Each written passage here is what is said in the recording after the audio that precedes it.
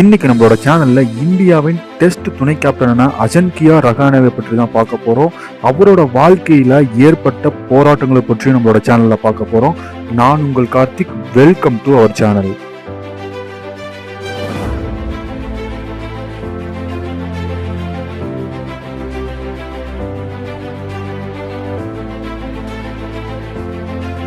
ரஹானாவுடைய தந்தை பொறியாளராக இருந்திருக்காரு.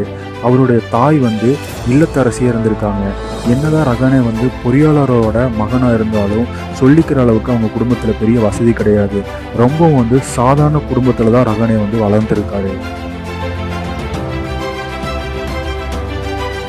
அவருடைய குழந்தை பருவம் பார்த்தீங்கன்னா ரொம்பவும் போராட்டங்களை சந்திக்கக்கூடிய ஒரு குழந்தை பருவமாக தான் இருந்திருக்கு.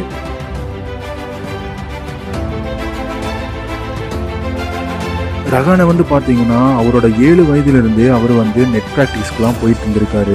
அந்த மாதிரி டைமில் அவரோட வீட்டிலிருந்து அவருக்கு போகக்கூடிய மைதானம் சுமார் 10 கிலோமீட்டர் இருந்திருக்கு. ஒரு ஆட்டோ ரிக்ஷாவை கூட வைத்து அனுப்புவதற்கு அவங்க கிட்ட பணம் இல்லாத சூழ்நிலை இருந்திருக்கு ரஹானேவோட குடும்பம்.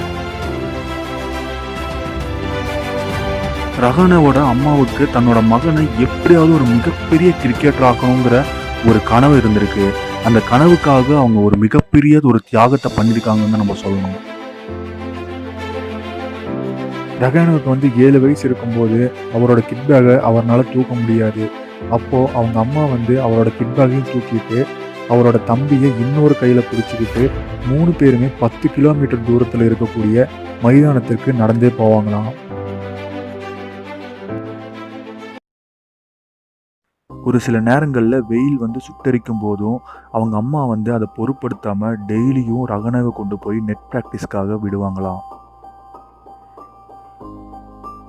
ரஹானே நெட் ப்ராக்டிஸ் முடிச்சுட்டு வரக்கு 3 மணி நேரம் ஆகும்போதும் தன்னோட பையன் விளையாடுறத பார்த்து ரசிச்சுட்டு கேட்டுக்கு வெளியவே அவங்களோட அம்மா நின்றுருப்பாங்களாம். அப்படியே நாட்கள் கொஞ்ச நாள் போயிட்டே இருக்குது. ரஹானேவோட பர்ஃபார்மன்ஸும் இன்க்ரீஸ் ஆகிட்டே இருக்குது. நல்லா பர்ஃபார்மன்ஸ் பண்ணிகிட்டு இருக்காரு எல்லா பக்கமும்.